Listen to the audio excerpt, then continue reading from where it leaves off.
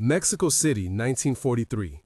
In a low-roofed hangar on the outskirts of the airfield, the stench of burnt oil mixed with aviation gasoline and the metallic sweat of men who had not slept. The lamps threw yellowed circles over worn workbenches, and a single motor block sat on sawhorses like a stubborn beast awaiting its bones to be counted. The air felt heavy with humidity and dust that crept into every thread of clothing.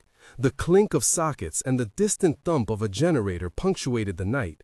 And in a corner, illuminated by a flickering bulb, a man knelt with his hands deep in an engine, fingers measuring clearances with a micrometer while his forehead glistened with salt and grease. Miguel Ortega was not introduced by rank or badge, but by the exactness of his movements. He slid a feeler gauge between crankshaft journal and bearing and read tolerances as if reading a patient's pulse. Around him, others followed manuals as if scripture, the pages creased and annotated by rote. The base maintenance logs recorded inspections at intervals that read well on paper but did not match what the machines were saying in rattles and oil varnish. Engines had been failing at roughly 400 hours when they were supposed to run twice that long. That mechanical betrayal translated into pilots taking off without margin, into missions where there was no second chance. That night, Miguel decided he would not wait for permission that might come too late. The choice he made would risk career and liberty and might save dozens of men. Why did the motors lose compression only after long climbs through humid coastal air? And how could worn liners, condensation, and a flawed lubrication schedule be reconciled with official doctrine? Why would the United States advisory technicians insist on parts from distant factories when local materials and a different assembly method could improve durability? If he was right, the consequences would ripple from hangar to training field to the flight logs of squadrons across the theater, and if he was wrong, he could lose everything. Miguel's childhood set the shape of his hands and the angle of his stubbornness. Born in a dusty barrio near the railway yards, his small world smelled of coal and hot metal. At 7, he balanced behind a boiler, handing spanners to a foreman who taught him to notice when a valve whispered rather than clanked. His father was a lathe operator who kept a micrometer in his pocket like a talisman, and taught Miguel that measurements were promises you kept to metal and to men. At 14, he apprenticed at a machine shop where he learned to read the grain of steel and to coax tolerances from overheated billets. Nights spent learning metallurgy from battered textbooks and mornings breathing oil mist. He had a brief schooling in formal engineering at the Escuela Técnica, but the classroom never soothed the hands on the workbench. He learned by measuring compressions. The formative loss that sharpened him was the death of his brother Ricardo in a reconnaissance flight that ended abruptly when an engine seized. The official line blamed pilot error, but Miguel knew engines and considered that the root cause had been ignored. He carried that absence like a gap in a blueprint, and it made him intolerant of doctrine that did not match the machine's voice.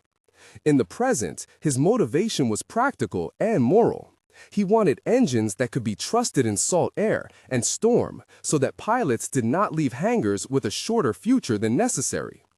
The hangar's regular crew had names and rituals.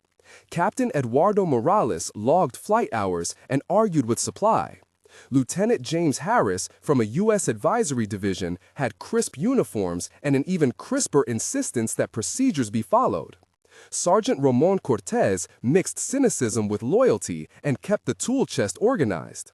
Rosa Delgado, an engineer from the university assigned to the base, drew schematics with a steady hand and argued tolerances with Miguel. Ignacio Herrera was a young technician who learned quickly and carried spare gaskets in his breast pocket as if they were fortunes. Dr. Elena Luna kept the medical bay and understood the human cost of mechanical failure. And Major Patterson, visiting from an Allied command, had an official eye for paperwork and a distrust of improvisation. These characters moved through the narrative with specific acts. Captain Morales signed off on sorties and complained about spare parts. Lieutenant Harris insisted on U.S.-manufactured pistons and on adherence to the schedule of overhaul intervals. Sergeant Cortez kept the late-night shifts honest. Rosa calculated heat expansion rates for liners. Ignacio fabricated clamps that would temporarily hold a cylinder head. Dr. Luna cataloged injuries and told Miguel the number of pilots who owed their lives to luck rather than engineering. Major Patterson examined the maintenance logs like an auditor. Their names would be attached to decisions and to consequences as the story unfolded. The diagnosis arose from a pattern Miguel could not ignore. The symptoms arrived as soft knocks on cold mornings and as white precipitate at the base of dipsticks.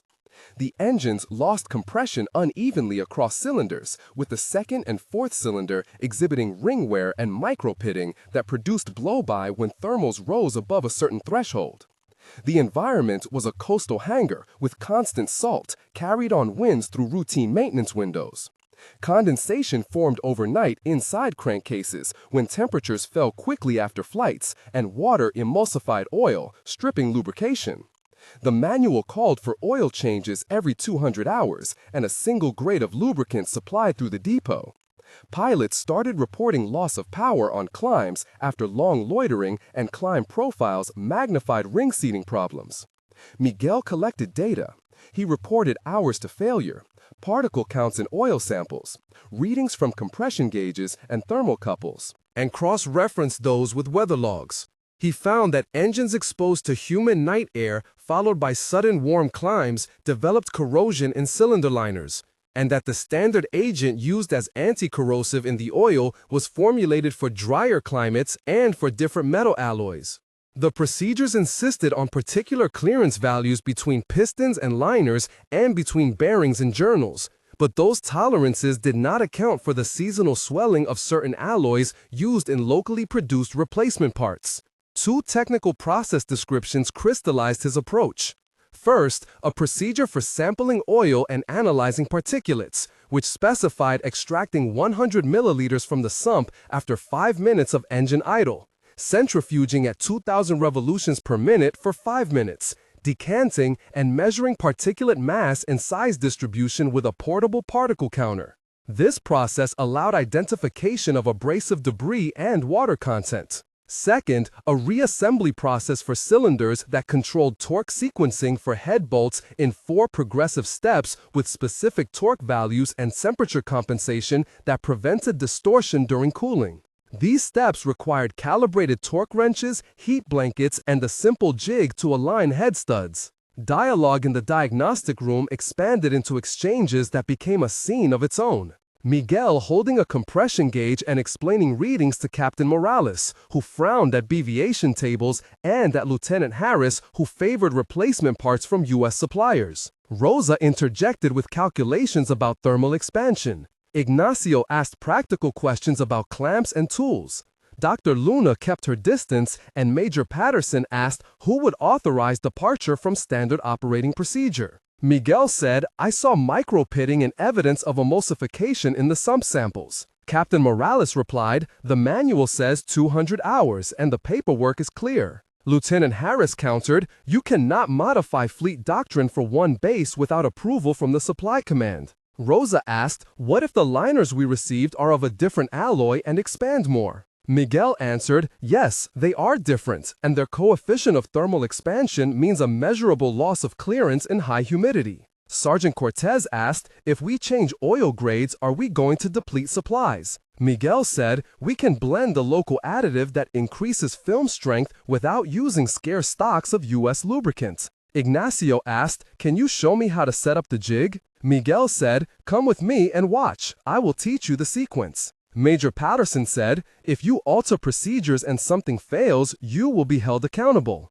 Miguel looked at him and said, "If something fails while we do nothing, the people flying will be held accountable too." The conversation stretched with 8 distinct exchanges, each stating positions and fears, and the room smelled of solder flux and coffee as arguments turned into planning. Miguel's plan of action was a moral and technical gamble. Official channels were slow and often prioritized part provenance and procurement chains over empirical fixes that could be implemented. The cost of acting without authorization included reprimand, court-martial, and confiscation of tools.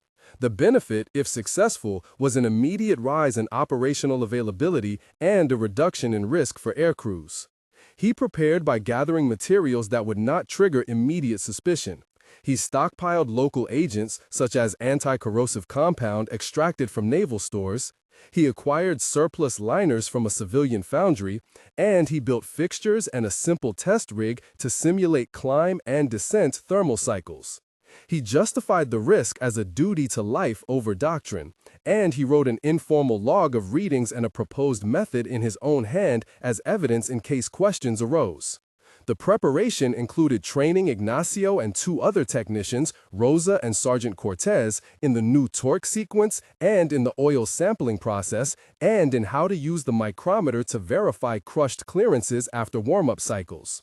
He explained that maintaining availability, operational availability, meant reducing unscheduled maintenance by an expected 40 to 60% if the sealing and lubricant changes worked.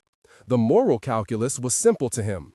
Manuals could be wrong in their assumptions about climate and alloy composition, and there was a living cost to waiting for approval.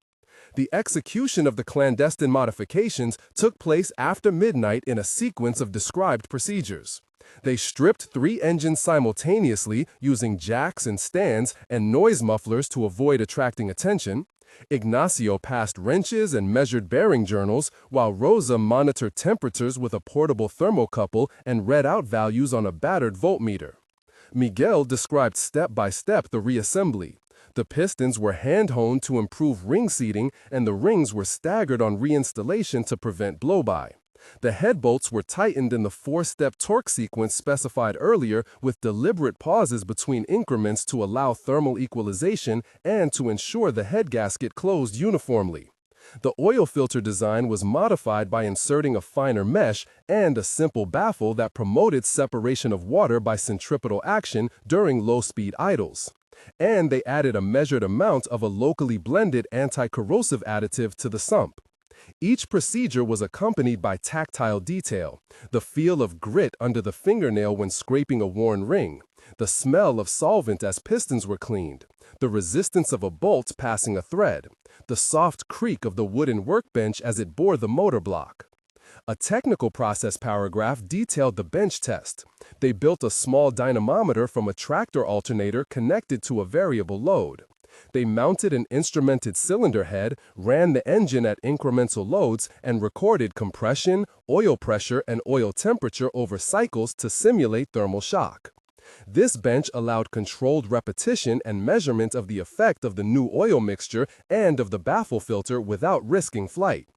The first test was not public, and it was not pretty. They started the engine in a small bay, and the first cranks were rough and full of coughing.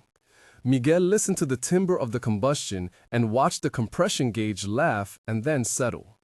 They ran 3 cycles of 2-hour duration, with controlled warm-up and deliberate cool-down, collecting oil samples after each cycle and measuring particulate levels, which fell by 35% after the baffle modification and after the additive had time to bond with metal surfaces.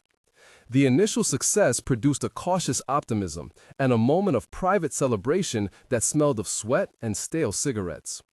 They shared a slow cup of coffee, and Ignacio said, "I have never seen a ring seat like this before." And Rosa said, "It is subtle, but the data is clean." And Captain Morales said, "If this holds, we can keep aircraft flying with fewer unscheduled returns." News, however, is not contained by coffee cups, and in a week, a pilot reported improved performance in climb and a reduction in vibration, and Lieutenant Harris noticed a smoother RPM curve. That was the test that mattered, a sortie flown by Captain Luis Mendoza with a full engine load over coastal climbs. The telemetry was sent back and showed consistent power output and no abnormal oil pressure drops. Miguel watched the log like a man watching a child through a fever, and when the radio confirmed a clean landing, there was a relief that felt almost irreverent. Tension followed success and came in 3 climactic moments, each long enough to be felt and described. The first tense moment was the discovery of a formal complaint. Lieutenant Harris prepared a memo to Major Patterson questioning the use of non-standard parts and flagged Miguel's log as unsanctioned medication of engine components.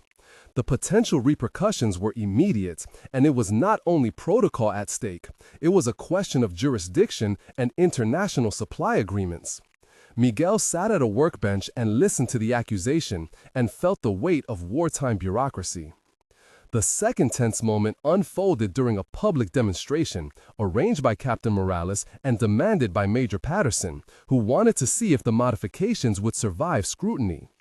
They placed the modified engine on a static bench in front of visiting officers, including supply chain delegates and a representative of the U.S. advisory team.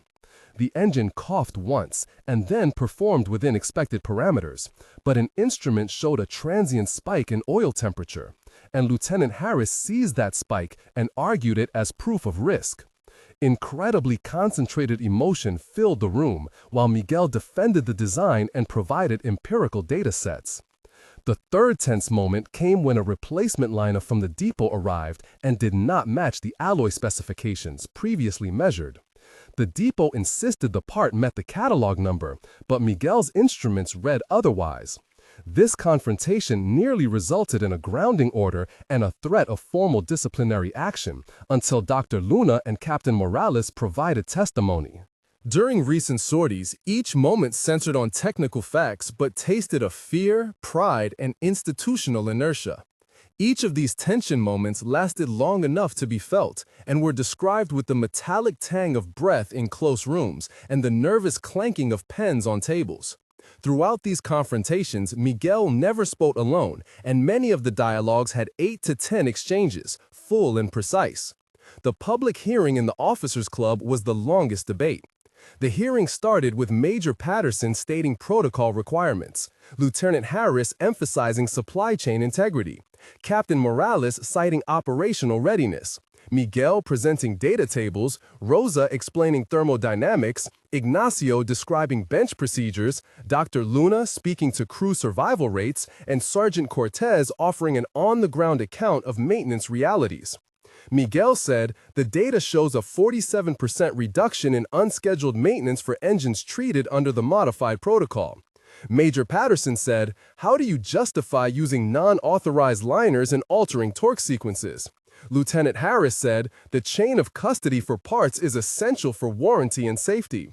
Captain Morales said, we have planes to fly and pilots to protect.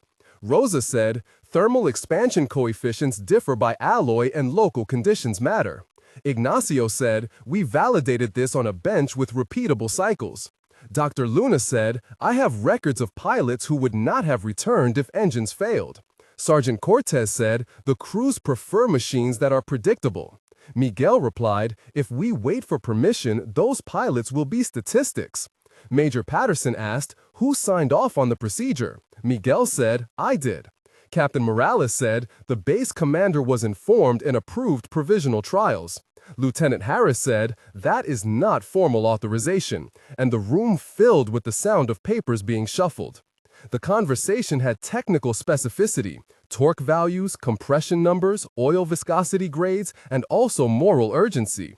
And in the end, a compromise was achieved, a conditional approval for limited implementation pending formal tests and certification by an allied board.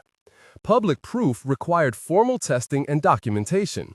Miguel and his team prepared a dossier with photographic evidence of pitting and scoring, annotated compression curves, particle analysis charts, and a step-by-step manual for the modified reassembly, including torque values and a detailed schedule for change intervals. The manual explained what a micrometer was and how to use it, it defined blow-by and described tolerances, and the glossary made the document accessible to officers unfamiliar with bench work. They proposed an interval change that increased check frequency during the next 300 hours of operation, but reduced unscheduled replacements overall. The board required measurable metrics, so Miguel proposed 3 indicators: rate of unscheduled engine removals for cause, average hours between failures, and the percentage of flights returned due to power loss. He projected a realistic reduction in failure rate from 3 per 1,000 flight hours to less than 1 per 2,000 hours if the new protocol was followed and if the supply of appropriate lubricant additives could be secured. The board gave provisional certification for a controlled rollout and requested a larger-scale field trial. The first plane to carry the officially documented modification reported better climb performance and fewer oil anomalies, and inspectors began to copy the manual pages into their own logs. Scaling the innovation forced considerations beyond mechanics. Logistics had to be reorganized, local foundries were contracted to produce liners to agreed alloy spec, and a small training program was created to teach technicians the new torque sequence, the oil sampling technique, and the bench test protocol. Training sessions included hands-on exercises where technicians practice with micrometers, set torque wrenches to specific Newton-meter equivalents, and learn to read particle counters. The program documented man-hours required for conversion and inventory calculations. They estimated an initial need of 200 liners and 3,000 liters of blended additive to patch the fleet over 12 weeks, and presented a supply plan that leveraged civilian production lines to avoid starving other operations. Manuals were issued and photographs attached, and the documentation process included a quality control checklist with acceptance tolerances. The phrase availability, operational availability, entered official memos, and the base began to measure readiness not just in planes, but in the reliability of engines over time. The numbers mattered, and they published an internal report showing unscheduled maintenance fell by 50% across the modified cohort, and fuel efficiency rose slightly due to reduced blow-by and leak-related losses. The community around Miguel reacted in ways both personal and institutional. Ignacio became a lead technician and taught others the bench test methods. Rosa received formal recognition from the university for applied engineering in field conditions. Captain Morales found his career steadied by the improved readiness, and Dr. Luna could point to fewer aircrew injuries linked to engine failure. Lieutenant Harris remained cautious but eventually recommended parts procurement to include alloy specifications rather than simply catalog numbers. Major Patterson wrote a cautious commendation that praised initiative while reminding officers that chain of command matters. Families of pilots who had returned wrote brief notes of gratitude, and one framed letter from the mother of Ricardo, the brother Miguel had lost, arrived in the mail, and Miguel read it with hands that trembled and then steadied. The cultural legacy was subtle at first. Engines began to bear small stamped tags indicating they had undergone the Ortega protocol, and those tags multiplied quietly across bases as technicians implemented the method under local commanders' authority. Several moments of tension revisited the team as scaling revealed unforeseen strains. A shipment of additive arrived contaminated and caused temporary varnishing in a batch of filters. This glitch required a rapid recall and a tweak to the filtration procedure, which added a flushing step with solvent before operational installation. This step was designed to remove residues and took 3 technicians 8 hours per engine. Later, a bureaucratic audit questioned whether the certifications were transferable across Allied units in different climates, and the argument required empirical data from other bases. Miguel traveled with a small team to a coastal squadron in Veracruz to supervise implementation and to gather comparative data under heavier salt exposure. That mission produced a public demonstration where the modified engines ran for a sustained 12-hour patrol cycle without anomaly, and the visiting inspectors updated their guidance accordingly. The final institutional acceptance came when a supply chain directive changed catalog specifications to include alloy coefficients and implemented a supplemental additive allowance for tropical climates. The epilogue recorded the human and institutional fallout in 3 temporal snapshots. 1 month later, the immediate practical outcomes were clear and the base felt a new rhythm. Technicians followed the modified reassembly steps by habit, and the bench testing protocol became a nightly ritual as essential as checking fuel valves. Pilots reported that climbs were smoother, and aviators commented that engine notes were less anxious on takeoff. Captain Morales logged a drop in unscheduled returns from 3 per month to 1 per month, and Miguel sent careful reports to Allied boards. Supply officers adjusted reorder quantities, and the foundry increased production to match demand. On the human level, Ignacio received a promotion, and Rosa received a letter from the university acknowledging the practical impact of academic research. Miguel slept a little more, but kept the same routine because hands that have been shaped by metal do not change gestures easily. He still wound wires on coils and still checked for micropitting with a practiced eye. There were small acts of recognition. A framed photograph of the team appeared in the officer's lounge, and a marginal note in the maintenance ledger read Ortega Protocol in a looping hand. 1 month later, the change was visible in numbers and in the way men spoke about engines.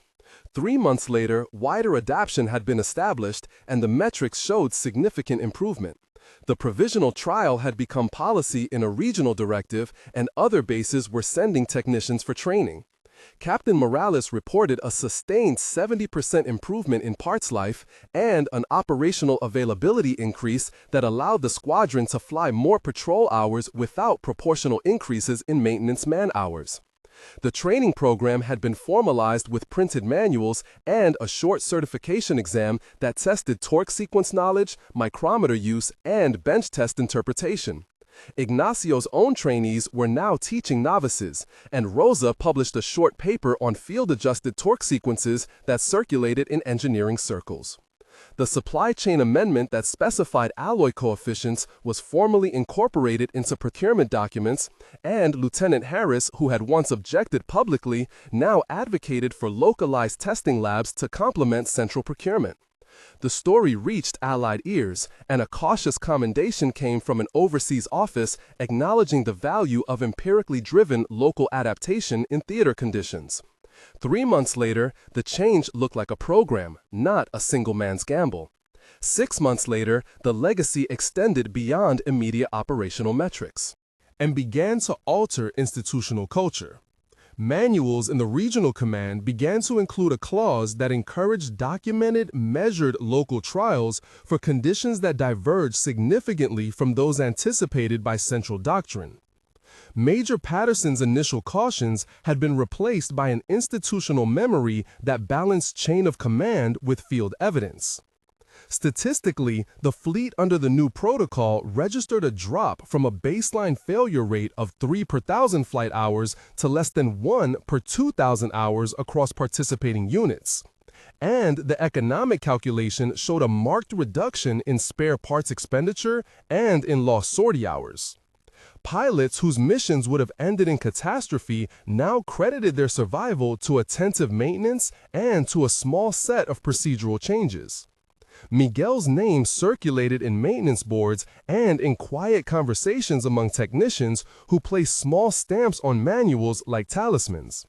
He did not seek widespread fame and refused offers to leave the field for more prestigious work because the hangar was where the decisions were real and the hands where the work mattered. The final institutional shift was perhaps the most enduring. The base instituted a mentorship line where senior technicians like Miguel trained younger mechanics, not only in technique, but in the ethics of intervention, telling them to document everything and to always carry empirical evidence when challenging doctrine.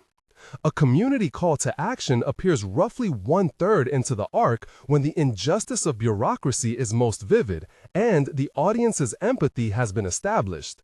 You have just heard how a single man's close listening to machines created a dilemma between obeying orders and saving lives.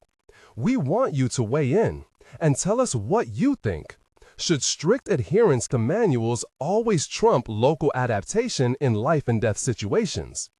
Comment below with a short statement starting with, "I would do this because," or "I would not do this because," and explain whether you trust the institution or the craftsman more and why.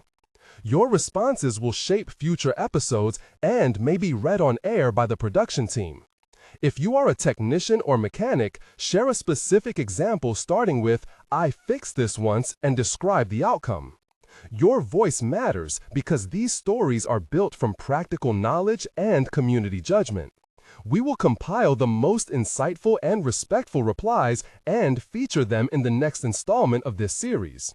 Now, back to the story and the risk Miguel took. The conclusion folded together the personal and operational outcomes and left the reflection on institutional courage. Pilots returned to duty with engines that had earned their trust, and the memory of the mechanic who would not wait for slow approvals lived in grease and in stamped pages. The evidence was concrete. Maintenance logs showed unscheduled engine removals cut by half within 3 months, and long-term projections indicated fewer fatal engine failures as crews adopted better sealing and lubricant practices. The moral of the narrative is that authority and expertise must converse. A strict manual is not a substitute for hands that have practiced with real machines. The truest loyalty is to the lives those machines carry and to the craftsmanship that keeps them safe. If this story moved you, tell us in the comments whether you would risk procedure to save lives, and consider subscribing for more accounts that mix technical detail with human stakes. Machines do not ask for credentials. They answer to attention and to hands that know how to listen.